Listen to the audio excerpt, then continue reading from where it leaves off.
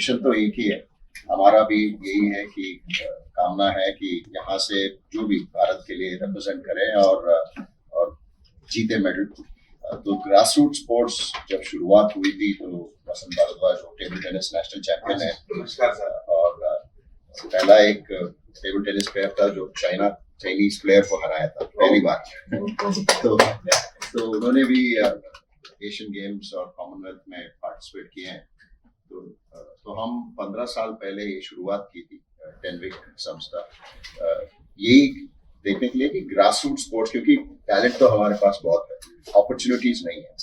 तो बहुत अच्छा लग रहा है कि सीएम साहब और आप पूरे यहाँ के जो है लोग इस पे ध्यान दे रहे हैं, क्योंकि ग्रास रूट स्पोर्ट्स में ही इम्पोर्टेंस देना जरूरी है। वहाँ पे जितने लोग खेलते हैं उतना आपको कंपटीशन बढ़ेगा और उनको एक मौका भी मिलेगा।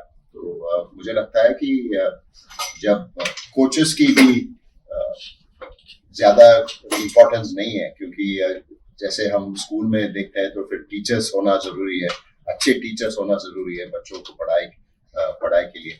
तो ऐसे ही स्पोर्ट्स में भी अच्छे कोचेस का जरूरत है। तो हम इस जो हम दिए हैं रिकमेंडेशंस, उसमें कोचेस ट्रेनिंग का भी एक हिस्सा है, तो बहुत बड़ा हिस्सा है, क्योंकि जब तक आपको अच्छी कोचेस नहीं रहेंगे तो फिर अच्छे वो भी नहीं होगा।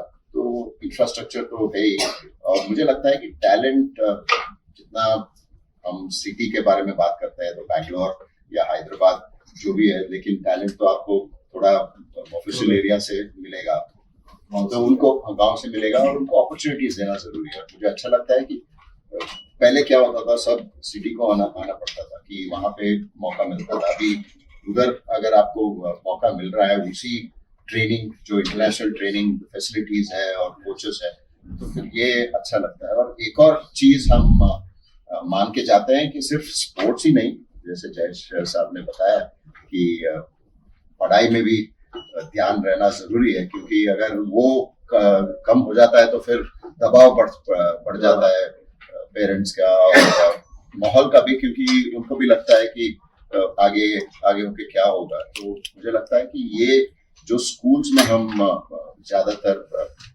ध्यान दे रहे हैं वो अच्छा है, और बड़ी बात है कि हमको एक मौका मिला है। तो जरूर यहाँ पे आपने सही बताया, क्योंकि स्पोर्ट्स में ऐसा नहीं कि आज आप ट्रेनिंग करेंगे कल कोई मेडल जीतेगा, वैसा नहीं होने वाला है। तो एक लगातार श्रम और वो फिल्मों में अच्छा लगता है। फिल्म में तो तीन घंटे में खत्म करना होगा। कर देते हैं तो ये जिंदगी है। ये